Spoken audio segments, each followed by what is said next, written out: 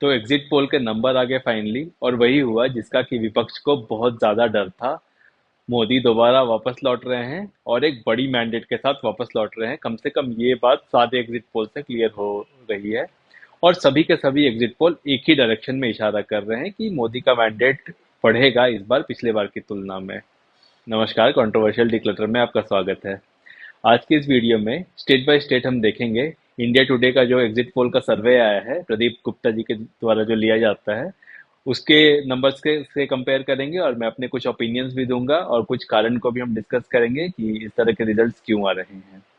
तो रिजल्ट्स को डिस्कस करने से पहले सबसे पहले दो तीन बातों पे बात कर लेते हैं। सबसे पहला, जैसा कि माहौल बनाया जा रहा था कि एंटी इनकम्बेंसी है, कोई एंटी इनकम्बेंसी नहीं है मोदी के अगेंस्ट। अगर आप कहें तो एक तरह से प्रो इनकम्बेंसी ही है, या एक स्टेबल गवर्नमेंट को, मजबूती से चलने वाली गवर्नमेंट को कंटिन्यूटी देने के लिए एक मैंडेट है। जनता का बहुत साफ जो मत है कि मोदी का जो सरकार है वो काफी स्टेबल, काफी अच्छा रहा है, और ऐसे सरकार को कंटिन्यू करना चाहिए। और इस बात में जनता एक राय, एक मुश्त बीजेपी को वोट दे रहा है। यही एक बात। दूसरी बात, चुनाव के पहले बहुत ज्यादा माहौल बनाया जा रहा था सोशल मीडिया पे कि कई जगहों पर एंटी इनकम्बेंसी है, बीजेपी से नाराजगी है, इत्यादि इत्यादि। तो एग्जिट पोल के नंबर्स आने के बाद एटलीस्ट ये बात तो क्लियर हो गए हैं कि जो बीजेपी का जो वोटर है वो काफी साइलेंट वोटर है। वो सोशल मीडिया पर हल्ला नहीं करेगा। जैसे कि अगर आप देखोगे समाजवादी पार्टी के वोटर को, या टीएमसी के वोटर को, या आम आदमी पार्टी के वोटर को वो लोग सोशल मीडिया पे या बाकी प्लेटफॉर्म पे इंगेज करते रहते हैं। और they are like very loud, बहुत बहुत तेज बोलते हैं, बहुत ऊंचा बोलते हैं, उनकी आवाज सुनाई देगी। पर जो बीजेपी का जो वोटर है वो जाकर बीजेपी को एक चुपचाप वोट करके आ जाता है। इस तरह का आपको कोई भी माहौल बीजेपी के फेवर में बनता हुआ दिखाई नहीं देगा, पर बीजेपी फिर भी लैंडस्लाइड मतों से जीतती रहेगी। ये हो गई दूसरी बात। और दूसरा, एक और जो एक बहुत बड़ी इंपॉर्टेंट मुद्दा है, बीजेपी ने अपने वोटर्स को कंसोलिडेट कर लिया है।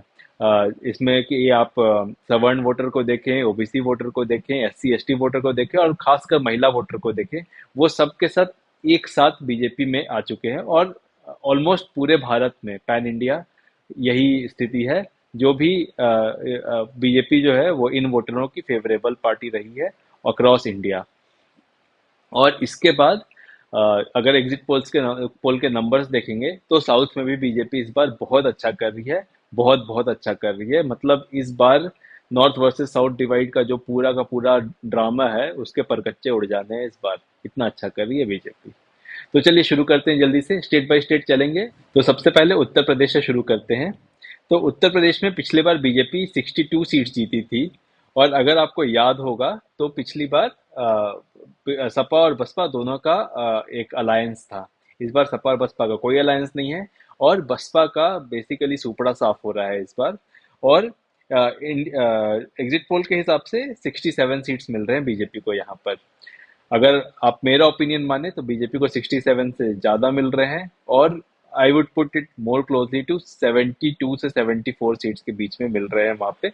और बाकी जो सपा और कांग्रेस को मिलाकर वो 6 सीट पर सिमटने वाले हैं। अगला महाराष्ट्र। तो महाराष्ट्र में जैसा कि सारे पोलस्टर ऐसा प्रेडिक्ट कर रहे थे कि महाराष्ट्र बहुत कंफ्यूजिंग है। मेरे लिए महाराष्ट्र कभी कंफ्यूजिंग नहीं था। जो बीजेपी का वोट है वो बीजेपी का वोट है।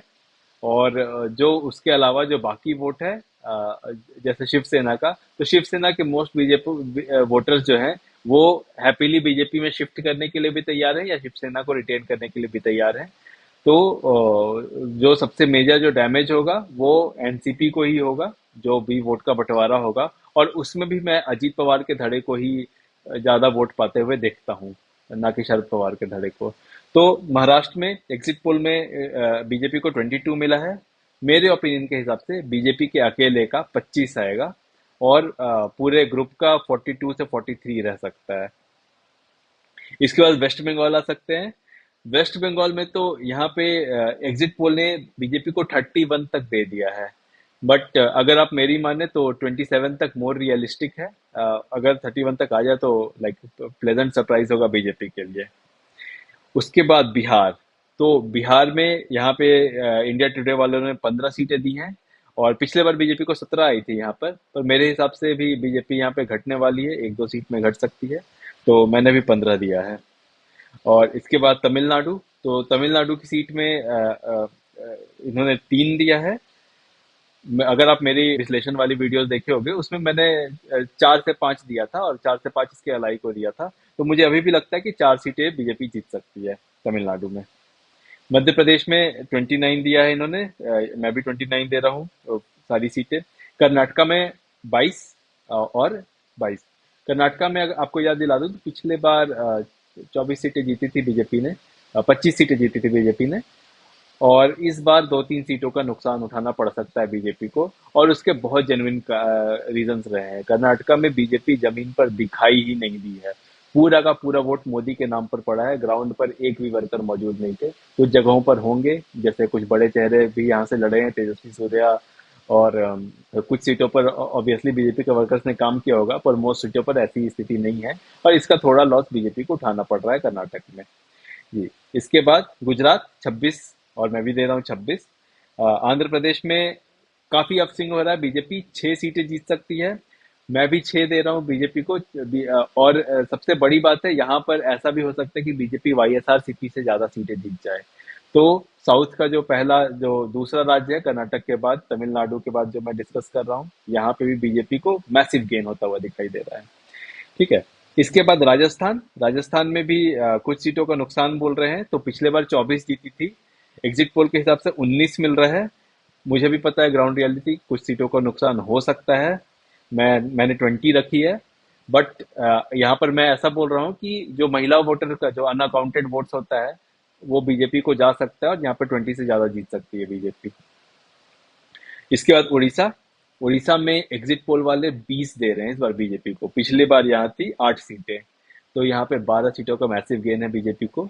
और मैं भी 20 दे रहा हूँ बीजेपी को उड़ीसा में। और ऐसा दिख रहा है जमीन पर, बीजेडी बिल्कुल साफ होती हुई दिखाई दे रही है।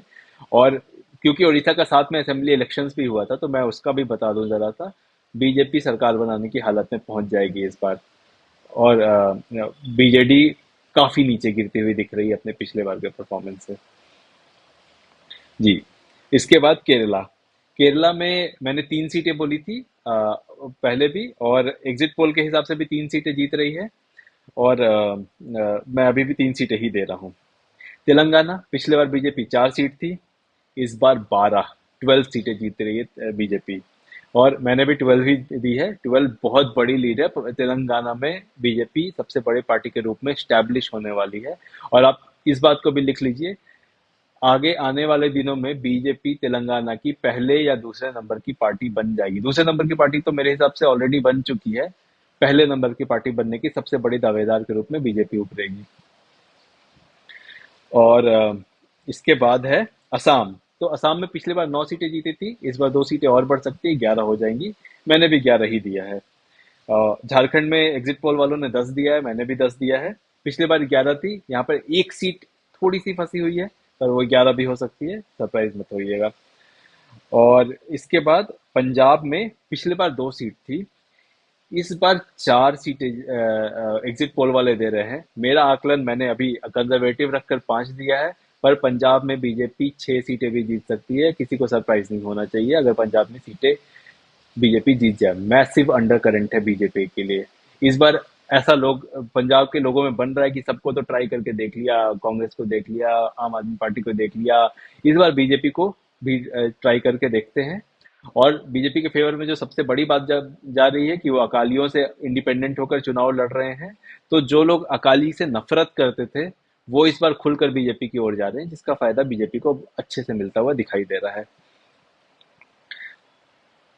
और इसके बाद छत्तीसगढ़ में फिर से 11 से एग्जिट पोल वालों ने 11 दिया है, मैंने भी 11 दिया है। 11 मतलब छत्तीसगढ़ की सारी सीटें। पिछली बार बीजेपी ने यहाँ पे 9 जीती थी, 2 सीटें कांग्रेस की को गई थी। इस बार सारी सीटें जीत जाएंगी बीजेपी। उसके बाद हरियाणा में 10, पिछले बार जीती थी बीजेपी, 10 सीट है यहाँ पे। और एग्जिट पोल वाले उन्हें 8 दे रहे हैं। पर मैं आपको बता दूं, मेरे पास बहुत अच्छे ग्राउंड रिपोर्ट्स हैं जो ऐसा बता रहे हैं कि वहां पे 10 की 10 सीटें बीजेपी जीत रही है। इसके बाद दिल्ली में भी एग्जिट पोल वाले 6 से 7 दे रहे हैं, मैंने भी 7 दिया है। जम्मू कश्मीर में एग्जिट पोल वाले 2 दे रहे हैं, मैंने भी 2 दिया है। उत्तराखंड में पिछले बार भी 5 थी और इस बार भी 5 की 5 सारी सीटें हैं। हिमाचल में वैसी तरह से 4 की 4 सारी सीटें जीत रही है बीजेपी। और अरुणाचल अरुणाचल प्रदेश में 2। इसके बाद छोटे राज्य हैं आपके, दादरा नगर हवेली की सारी सीट, गोवा, मणिपुर, मेघालय, सब जगह बीजेपी मोस्टली परफॉर्मेंस बेहतर ही कर रही है। पर अगर आप इन सब को जोड़ दें तो जो एग्जिट पोल वाले दे रहे हैं वो 349 दे रहे हैं, और मेरे आंकड़े के हिसाब से ये 363 पहुंच रहा है। तो इरेस्पेक्टिव ऑफ किसी भी तरीके से आप देखें, 303 की तुलना में बीजेपी के समर्थन में बहुत बड़ा जनादेश आ रहा है। और ये सिर्फ और सिर्फ बीजेपी की बात कर रहा हूँ, इसमें अभी एनडीए का पूरा प्रतिशत जुड़ने वाला है, जिसकी मैंने इस लिस्ट में ही नहीं रखी है। तो आप ये मानकर चलिए कि अगला जो नरेंद्र मोदी का टर्म होगा, उसमें नरेंद्र मोदी वापस आएंगे, एक बड़े नेता के रूप में उभरेंगे, दुनिया के one of the strongest most powerful नेता के रूप में उभर सकते हैं। और भारत के का रुतबा भी बढ़ने वाला जा रहा है, भारत की हैसियत भी बढ़ने जा रही है, भारत की इकोनॉमिक पावर भी बढ़ने जा रही है, और भारत की पॉलिटिकल स्टेबिलिटी के कारण ये सारे गेन भारत को अगले 5 साल में मिलने वाले हैं। और नरेंद्र मोदी का कद जो है वो बहुत बहुत बढ़ जाएगा, जवाहरलाल नेहरू से भी ऊंचा पहुंच जाएगा इस बार, क्योंकि इतने बड़े मैंडेट के साथ भारत में 3 टर्म किसी भी नेता के लिए मतलब सीधी बात नहीं। और ये इम्पॉसिबल टास्क है जो नरेंद्र मोदी ने इस बार अचीव किया है। अब तो असली रिजल्ट क्या होता है ये तो 4 जून को दिख ही जाएगा, 2 दिन की बात है बस। तो आज की वीडियो में रखते हैं इतना ही। अगर एनालिसिस पसंद आया तो वीडियो को लाइक और चैनल को सब्सक्राइब जरूर कीजिएगा। नमस्कार।